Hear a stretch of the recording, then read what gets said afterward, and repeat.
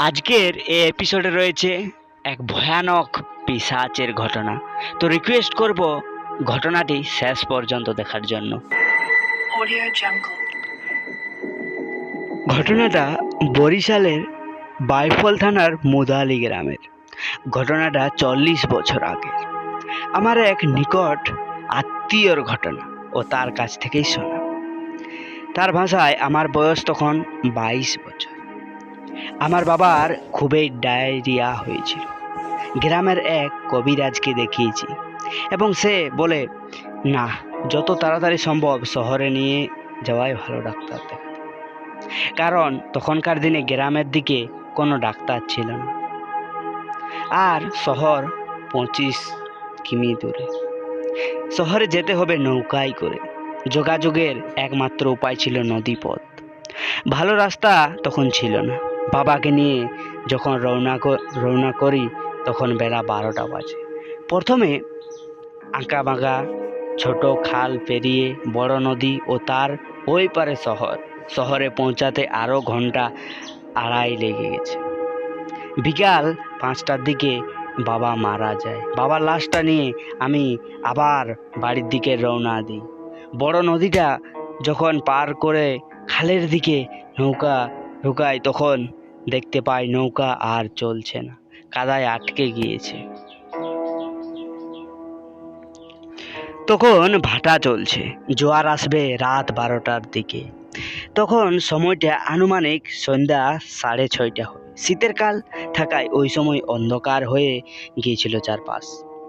আকাশের জ্যোৎস্নার আলোর দিকে খুব জনমানব শূন্য একটি স্থানে এসে নৌকাটা আর চলছে না। খালটার বাম পাশে একটু দূরে একটি পরিত্যক্ত শ্মশান আর ডান পাশে গভীর জঙ্গল। জঙ্গলের বট গাছগুলি দানবের মতো দাঁড়িয়ে আছে। বটগাছের ডালে কিছু বাদুড় ঝুলে আছে।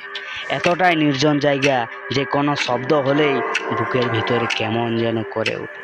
ভয়ে বাবার লাশটা স্পর্শ করে বাবার পাশে বসে থাকে। শুধু অপেক্ষা ছাড়া আর কোনো উপায় নেই। একটা চাদর দিয়ে বাবার লাশটা ঢেকে দিয়েছি। রাত যত বাড়তে থাকে ভয় ততই তীব্র হতে থাকে। মনে হয় জঙ্গল থেকে কিছু একটা বেরিয়ে এসে আমাকে ধরবে। হঠাৎ কেমন যেন একটু দুলে উঠলে মনে হলো আমার মৃত বাবা নাড়ে উঠেছে। বাবার ঠান্ডা শরীর থেকে হাতটা সরিয়ে নিই। যতটুকু পারি সবই পড়তে চেষ্টা করছি, কিন্তু ভয়ে কিছুই নেই। ইচ্ছা করছিল চিৎকার করি, বাঁচাও বাঁচাও বলে, কিন্তু আমি জানি আমার এই চিৎকার কারো কানে পৌঁছাবে না। না পারছি এখান থেকে যেতে, না পারছি থাকতে। নিজের মৃত বাবাকেও ভয় করছে। আনুমানিক রাত 11টার দিকে একটা ছায়া দেখতে পেলাম বট গাছের আড়ালে। বেরিয়ে আমাদের নৌকার কাছে আসলো, আমাকে জিজ্ঞাসা করলো, তুমি কি এই দিকেই যাবা? লোকটি একটা চাদর গায়ে জড়িয়ে আছে, তার মুখটা চাদরে ঢাকা ছিল। লোকটি ইশারায় যে দিকে দেখালো ওই দিকেই আমরা যাচ্ছি। লোকটিকে বললাম, জোয়ার আসবে, তাহলে কি যাবে? লোকটি নৌকায় উঠলো ও বাবার কাছে বসলো, কিন্তু বাবার সম্পর্কে কিছুই জিজ্ঞাসা করলো না।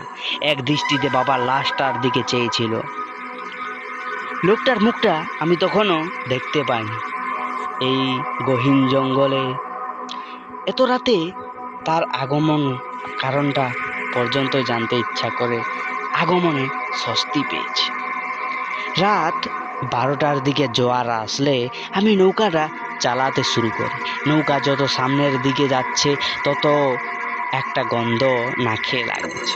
ধীরে ধীরে গন্ধের তীব্রতা বেড়তে থাকে। কিছু কুচুরিপানা, কলা গাছ, এই মরা একটা গরু ওর ফুলে থাকা দেহ একসাথে জটলা করে এমনভাবে নৌকার সাথে আটকে আছে যে আমি অনেক চেষ্টা করে নৌকাটাকে কিছুতেই সামনের দিকে নিতে পারছি না।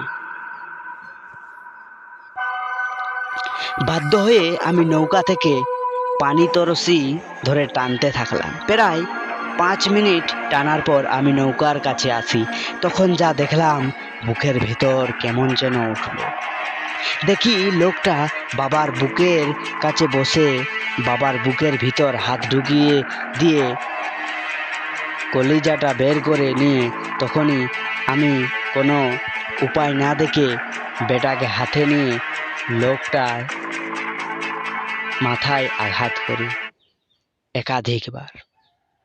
লোকটা আমার দিকে যখন ঘুরে, তখন ঠিক গলার মাঝখানে বেটাকে ঢুকিয়ে দিই।